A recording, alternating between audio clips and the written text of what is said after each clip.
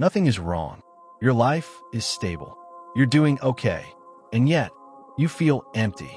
Not sad, not depressed, just hollow. You wake up, go through the day, talk to people, achieve small wins. But at night, something is missing. And the worst part? You don't even know what you're missing. So you feel guilty for feeling this way. Because from the outside, your life looks fine. But what if this emptiness isn't a flaw? What if it's a signal? Today, we're going to talk about the psychology behind why emptiness often appears when life is going well, and why ignoring it slowly disconnects you from yourself. Before we dive into this topic, use a moment to subscribe to the channel. It helps the channel grow, and it helps me reach more people who think like you. Thank you. What if this is not just a video, but a message for you? Section 1. Emptiness is not sadness. Most people confuse emptiness with sadness. They are not the same. Sadness has an object. You know it hurts. Emptiness doesn't. It's a lack of emotional texture, a dullness, a quiet distance between you and your own life. You're functioning, but you're not present. You laugh, but it doesn't reach deep. You succeed, but it doesn't satisfy. Ask yourself, why does comfort sometimes feel worse than pain? Because pain still makes you feel alive. Emptiness doesn't. Section 2. You've outgrown your old life. One of the most common reasons people feel empty when life is going well is this. You have outgrown the version of life you worked so hard to build. The goals you chased once gave you direction. Now they give you maintenance. Your routines still work, but they no longer excite you. Your identity hasn't updated, but you have. So you feel stuck in a life that fits who you used to be. Ask yourself, what if your emptiness is growth trying to speak? Section 3. You're living on autopilot. When life becomes stable, something subtle happens. You stop choosing.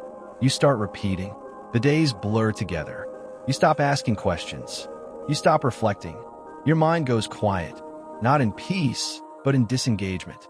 Autopilot protects you from chaos, but it also numbs you. Comfort can quietly drain meaning from your life.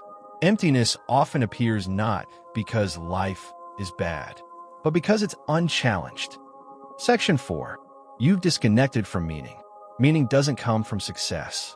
It comes from alignment. You can have money without meaning, routine without purpose, peace without fulfillment. Modern life rewards productivity, not depth. So you stay busy, but disconnected. You meet expectations, but ignore your inner voice. Listen, a life that looks good can still feel wrong.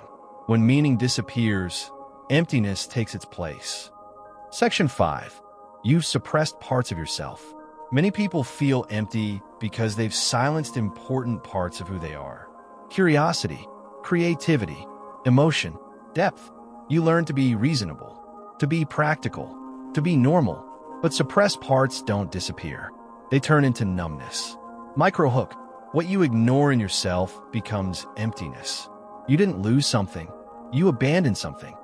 Section 6. You're aware but unengaged.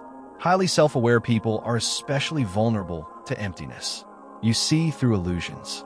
You question shallow goals. You understand how fragile things are. But awareness without engagement becomes detachment. You observe life instead of participating in it. Understanding life is not the same as living it. Section 6. You are aware of how little control you have. Intelligence reveals an uncomfortable reality. Much of life is out of your control. Randomness, chance, human unpredictability. The more you understand systems, the more you see their fragility. This awareness can create anxiety, not panic, but a quiet tension beneath everything. You want certainty, but intelligence teaches you how rare certainty is. Awareness expands freedom, but also fear. Section 7. What actually helps? The solution is not to think less. That's impossible. The solution is to relate differently to your mind. Learn when thinking is useful and when it's destructive. Accept that meaning is something you create, not discover. Find depth with a few people, not many. Build routines that ground you in the present. Stop treating intelligence as an obligation to suffer. Wisdom isn't just knowing more. It's knowing when to let go. In conclusion, If you're intelligent and unhappy, you're not broken. You're aware. You're sensitive. You're thinking deeply in a world that rewards distraction.